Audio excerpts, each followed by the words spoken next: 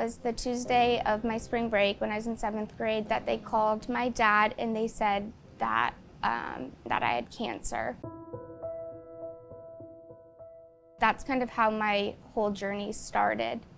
In March of 2009, I had noticed a small bump on my gum. Well, it slowly just started growing and growing, and it was actually filling my sinus cavity. In the process of me seeing different oral surgeons and dentists, my pediatrician had referred me to MD Anderson, and at the time my parents were really confused. Why would you send a consult to MD Anderson in this whole process? It was actually a blessing that they did, because once they found out that it was cancer, I was taken out of school immediately. I did treatment for 6 months. I was inpatient 5 times. Each time I was in the hospital, my mom would usually stay with me. My friends and my family would come visit me when they could. But it was really my nurses that helped me be able to get through this process, and my doctors and everyone here is what really influenced me in my decision that I wanted to become a nurse after I was done with my treatment. Hi, I'm Caitlyn Mortus, and I'm a pediatric oncology nurse at the University of Texas MD Anderson Children's Cancer Hospital.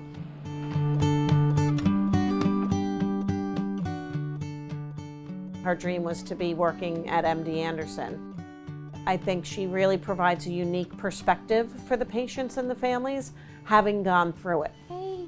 She's not telling everybody her story, but it helps guide her in how she takes care of patients and families. Are you gonna try to get some sleep now? Most times I don't share my story with patients and families, just because I know everyone's journey is their own journey. I know what the hard days look like. I know what the good days look like.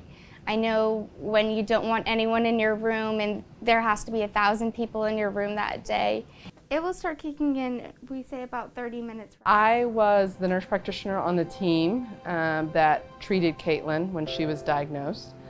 And I think one of the things that was so touching about her story is that even while she was in treatment, she was thinking about how she could make things better for patients who were going to come after her. Back then, they would give netbooks to patients to keep them connected in their social groups and help them with school. I was gifted a netbook computer. I got to talk with my friends, I got to talk with my family. That's what really gave me comfort. So in 2010, I started my own nonprofit organization where we give now iPads to kids with cancer or any life-threatening illnesses.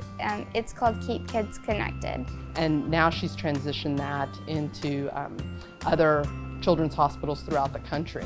Also recently, I had one of those proud moments where Caitlyn came down to the clinic and she came down to provide this patient with an iPad. Not only could you see the reaction from the patient, but as I looked over at Caitlyn and just saw how that filled her to be able to serve and to think about, not only does she serve our patients and families as a nurse now on the inpatient unit, but she continues to serve them through her foundation.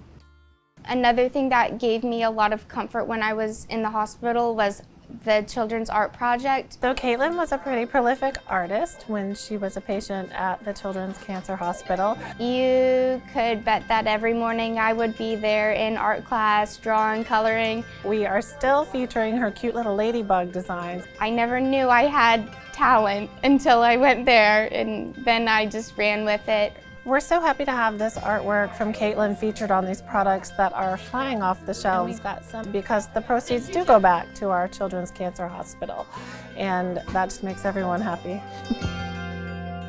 I went from not knowing what cancer was to really knowing how many people it affected. It really shaped me into the person I am today, and 100% influenced why I wanted to come back and work here. Saw a lot of drive in her, courage. I'm still being very fearless. Like, I'm gonna conquer this. I'm gonna beat it, and I'm gonna get back to being a cheerleader, being a regular kid. Just do life. And she's done that.